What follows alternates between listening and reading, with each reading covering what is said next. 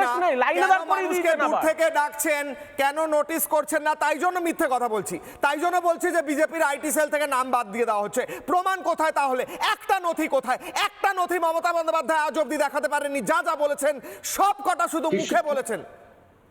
কিশোরয়, আমি অনেকক্ষণ ধরে অনেকের বক্তব্য শুনেছি, একটুখানি মনোযোগ দিয়ে দু একটা তথ্য একটু তোমাদের কাছে পেশ করি বা রিপাবলিক বাংলা দর্শকদের কাছেও পেশ করবো।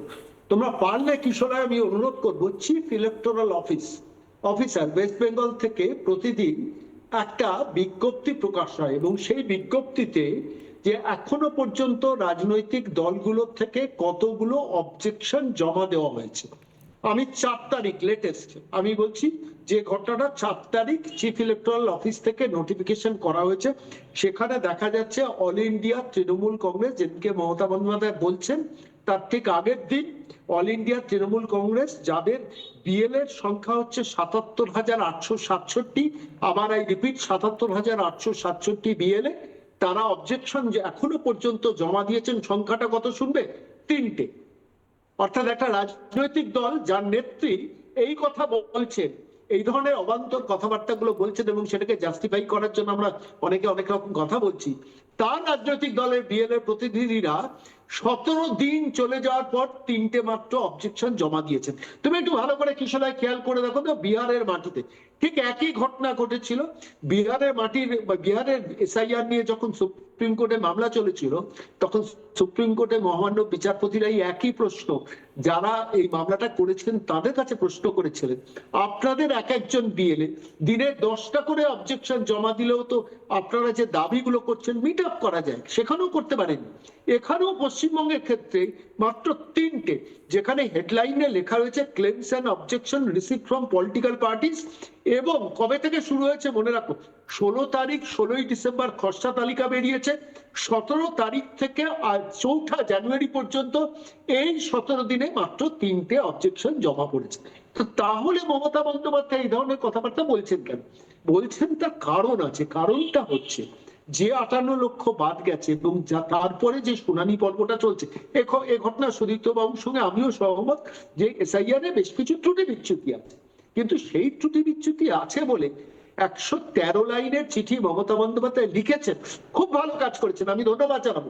আমি শুধু চাইছি সুপ্রিম কোর্টে গিয়ে মহামান্য বিচারপতি জাস্টিস সূর্যকান্ত এবং জাস্টিস জয়মাল্য বাগচির সামনে কালো কোট পরে মমতা বন্দ্যোপাধ্যায় একটু দাঁড়ান, তাহলে দুধ কা দুধ জল কা জল কিন্তু বেরিয়ে যাবে। পরিষ্কার বলছি, এটা হওয়া দরকার। মমতা বন্দ্যোপাধ্যায় গিয়ে সেখানে প্লিটটা করুন এবং সিংভি সিব্বালরা এই রাজ্য থেকে যে টাকা পান, কিছুটা টাকা অন্তত বাংলার অর্থনীতিতে সাশ্রয় হবে। আমি শুধু অভ্রকে একটা কথা বলবো, অভ্র যে স্টাইলে সুদীপ্ত বাবুকে আক্রমণ করছিলেন, সুদীপ্ত বাবুর কিছু করার নেই। তৃণমূল কংগ্রেসের এখন এই স্টাইলে পলিটিক্স করা, এইভাবে ডিফেন্স করা ছাড়া কোনো উপায় নেই। তুমি অভ্র একটু ভালো করে খেয়াল করে দেখো তো, গত 3 দিন অভিষেক বন্দ্যোপাধ্যায়ের 3টে সভা হয়েছে, আলিপুরদুয়ার, বারুইপুর এবং আজকে রামপুরহাট। প্রত্যেকটাতে একটা করে চিত্রনাট্য তৈরি করা হয়েছে। আজকে হেলিকপ্টার, তো অমুক দিন 3 জন মৃত ভোটার, তো অমুক দিন ড্রপ বক্স। এই চিত্রনাট্য বাংলার রাজনীতিতে চলবে।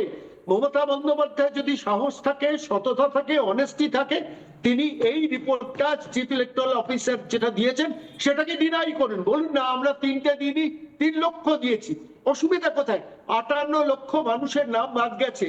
তোমাকে একটা তথ্য কিশোরায় আমি দিয়ে রাখি, তোমরা তোমাদের জার্নালিস্টিক এর থেকে তথ্যটা অনুসন্ধান করো। দক্ষিণ 24 পরগনা অরবিন্দ মিনা, যিনি জেলা শাসক ছিলেন, তিনি যখন এই এসআইআর পর্বের এই পর্বটা এইআরওদের দিয়ে কাজ শুরু হয়, তারা ডেকে সমস্ত এইআরওদের বলে দিয়েছিলেন, বিডিওদের বলে দিয়েছিলেন 2%-এর বেশি কিছুতেই কিন্তু এএএসডি করা যাবে না।